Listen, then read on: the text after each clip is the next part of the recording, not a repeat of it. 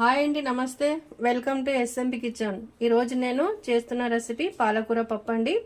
దానికి కావాల్సిన పదార్థాలు నేను ముందుగా ఓ టీ గ్లాసు కందిబ్యాళ్ళు కడిగి పెట్టినానండి. తర్వాత 2 కట్టలు పాలకూర కడిగి పెట్టిన, ఓ చిన్న నిమ్మకాయ సైజ్ అంతా చింతపండు, ఆయిల్, మెంతం కూర, పచ్చిమిర్చి, కొత్తిమీర, పసుపు, ఒలిచిన ఎల్లిపాయలు, కరివేపాకు. ఇది పోపు కోసం అండి, తిరువాత కోసము. వలవని ఎల్లిపాయలు, వట్టిమిరపకాయలు, మెంతం కూర, కరివేపాకు అండి. ఇప్పుడు ప్రాసెస్లోకి వెళ్ళిపోదాం.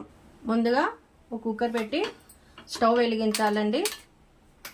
తర్వాత ఇందులో ఇవన్నీ మనం పెట్టుకున్నాం కదా, పసుపు, కొద్దిగా ఆయిల్, తర్వాత వచ్చేసి కొత్తిమీర, పచ్చిమిర్చి, తర్వాత కడిగి పెట్టిన పాలకూర,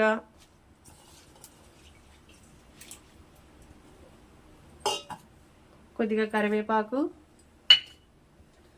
మెంతం కూర, చింతపండు, తర్వాత ఎల్లిపాయలండి.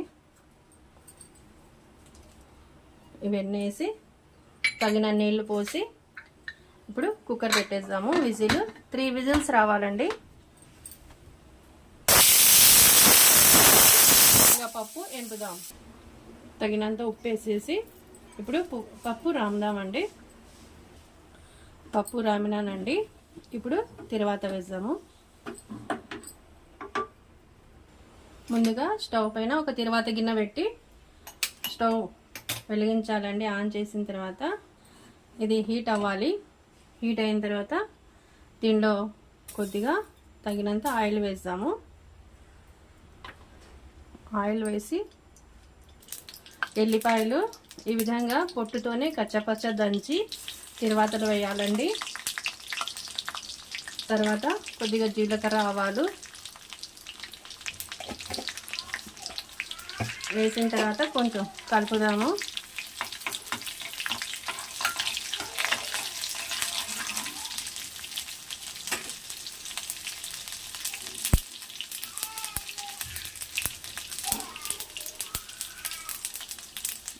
ఈ పప్పు తిరువాతలో మెంతం కూర కొద్దిగా వేస్తే ఫ్లేవర్ మంచిగా వస్తుందండి. అందుకే నేను తిరువాతలో మెంతం కూర యూజ్ చేస్తానండి. ఇప్పుడు ఎల్లిపాయలు కొంచెం బ్రౌన్ కలర్ అయినాయి. వట్టిమిరపకాయలు, మెంతం కూర, కరివేపాకు వేసేసానండి.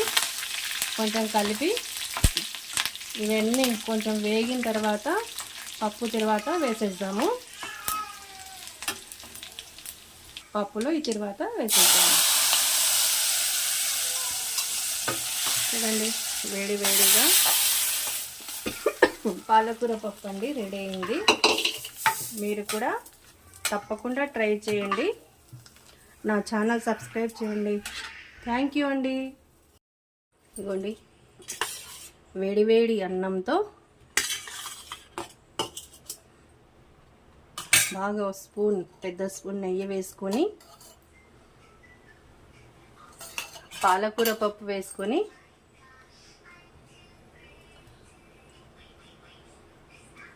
కలుపుకొని ఇట్లా తిన్నామంటే సూపర్గా ఉంటుందండి. టేస్ట్ చాలా టేస్టీగా ఉంటుందండి.